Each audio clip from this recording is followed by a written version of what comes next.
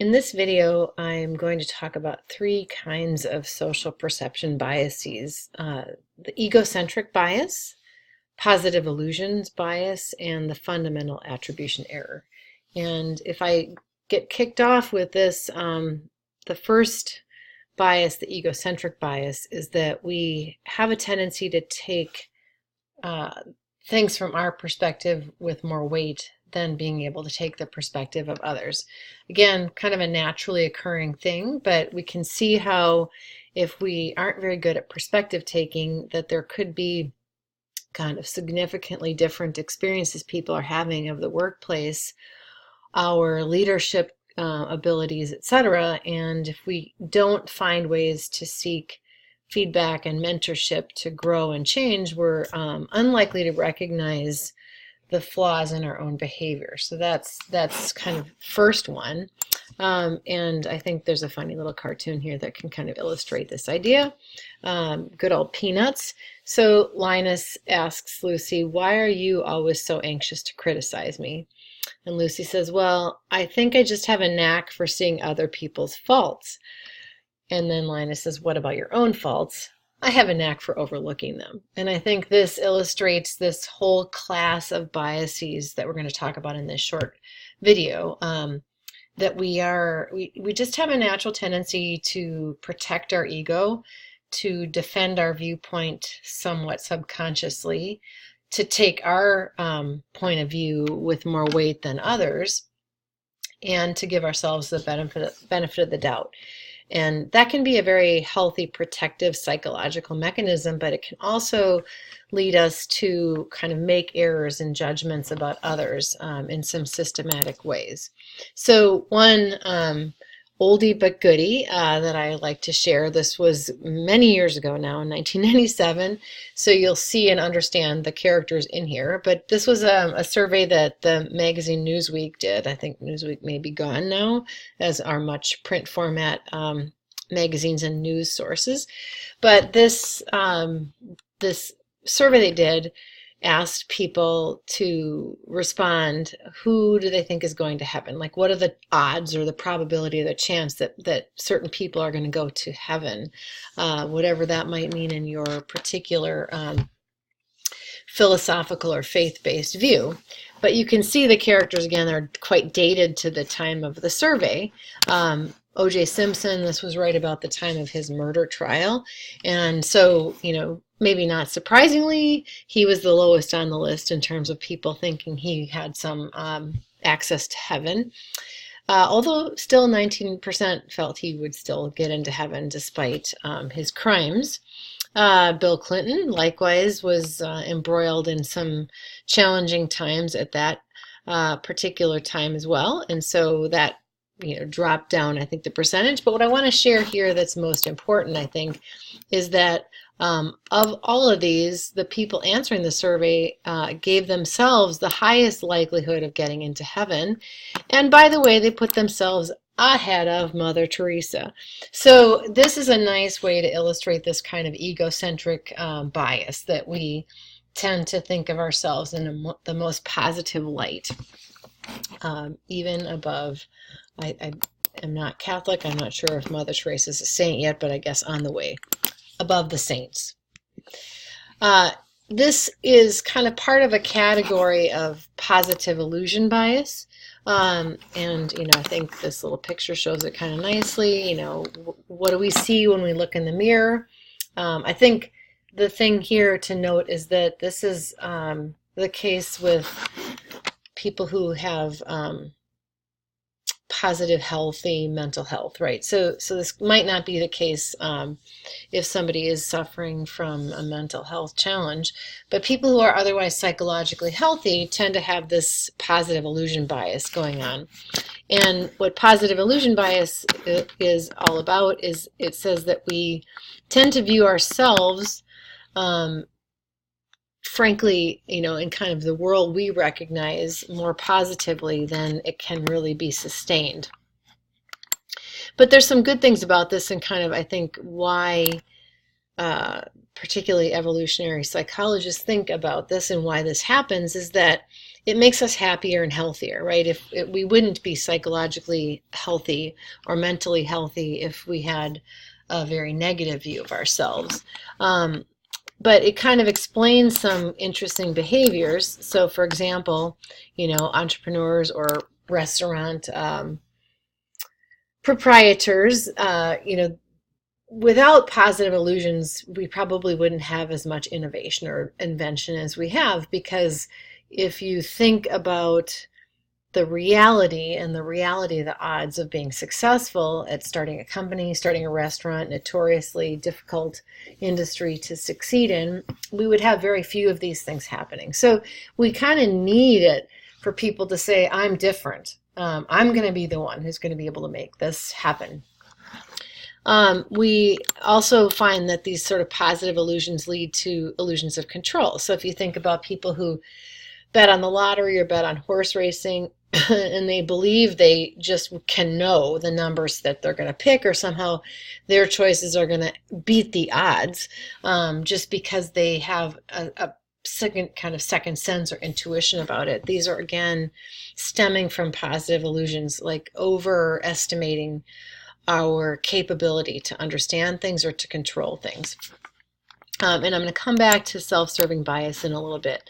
Ultimately, though, again, these are productive. They're not necessarily automatically negative, because, we would otherwise probably be pretty unhappy if we didn't think highly of ourselves. So, maybe we're high functioning, but like a little on the edge of being delusional at times. The challenge is that, sometimes that egocentric bias can make us believe things are fair. I deserve what I get. And we've talked about, inequity and injustice in organizations, including in things like pay differentials and how those can be demotivating. But sometimes these sort of positive illusion biases and egocentric biases are a reason why these sort of variations happen and some inequity happens, because it's pretty easy for us to convince ourselves that we deserve what we get and that we are worth what we're paid, for example. And, I'm not trying to suggest that people aren't most often worth what they're paid, but if you are paid $30,000 times more than your frontline employees are paid, you have to ask yourself, how does someone think that they're worth that difference, and how do they justify that difference? And some of it can be understood from these egocentric biases and positive illusions. And ultimately, the other challenge is, I think, connected to illusion of control and unrealistic optimism.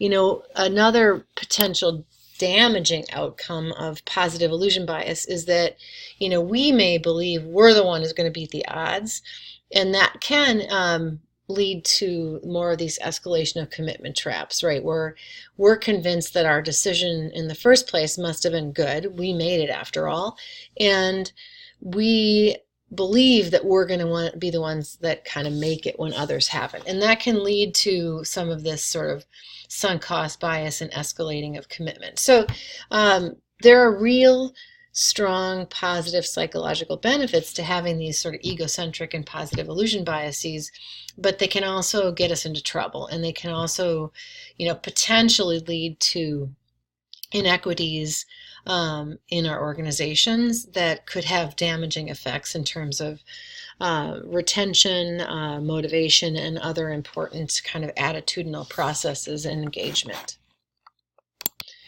So the final bias in this short video that I'm going to talk about is the fundamental attribution error. And this is kind of a combination of this sort of egocentric and positive illusion on one hand, and then how we sort of turn the tables when we look at other people. So when we look at other people, there is just a tremendous amount of research showing that we tend to exhibit this notion of the fundamental attribution error. And what this is, it's kind of a long-winded label for this, but what it means is that when we look at others, first of all, attribution is the cognitive process that we have of assigning cause. So we try to understand why what we're seeing is happening. And when it comes to looking at others, when it comes to looking at our employees, our subordinates, if we see behavior that is subpar, is not what we asked for, we try to understand why. And one of the things that's a problem is that this fundamental attribution error comes into play. And so when we make attributions about others, we try to think about why are we not getting the performance we want. We have a very strong tendency to assume that that's because of a personal quality, meaning we tend to think they are incapable, or they are not motivated, or they have some kind of malintention to try to get something they don't deserve. So we tend to make what we call dispositional or trait based attributions. So we tend to look at the person and see them as caused by some characteristic or character flaw of themselves when we look at others and try to explain their performance. Now, on the other hand, kind of closely related to egocentric and positive illusions bias, when we try to explain our own performance, we have this so-called self-serving bias. And in particular, if we underperform or fail to complete something or fail to do something at the level it was expected of us, we have this natural tendency to look for and blame external causes. So we might say, they didn't give me enough time, they didn't give me enough resources, the test was unfair, the coaches weren't clear, right? This is externalizing the cause of our behavior. But when we look at other people, we internalize it and we think it's their fault and it's something that's a characteristic of themselves. So if we kind of play this out to what happens, I have a funny little set of pictures here. When we look at other people, we may assume that it's their fault, but I have this picture of a person boxed in. And what we need to be doing is thinking about, have we created the organizational environment? What's the structure like? Does this person have the resources they need? Have they been trained sufficiently? Do they have the mentoring they need? Those are external support causes that could be making them perform better or worse. So if we allow this natural tendency to blame the person, we may not look at the box. So we want to look at the box and say, what have we created for them? Have we created a work environment? Have we created a job that's motivating? Have we produced the situation that is going to get the behavior we want? So we need to push back and check ourselves against this bias, that we don't jump to blaming the person before we've at least considered the situation we've created. On the other hand, right, this is the personal or dispositional perspective, the grumpy cat, the classic grumpy cat, which I think, and sadly, I think I heard he passed away. But Mr. Grumpy Cat, are you thinking that the person's always grumpy and it's a quality of themselves? It's easy to label people, and we have to push against that effort. And we also have to recognize that we tend to be a little bit more forgiving of ourselves and a little bit harsh to others. And that's kind of this general balance of what happens with the fundamental attribution error and kind of the presence of positive self-illusions and egocentric bias. Very sort of mental health positive, but risky when it comes to assessing how much control we've had over our performance, and in particular when we're looking at our employees or subordinates and trying to understand why or why not they're performing at the level we expect. So that's a few of these biases that kind of take into consideration rater and ratee and kind of how those are looked at. They were touched on a little bit already in the actionable feedback article, so that's a good place to take a look if you want to review these ideas.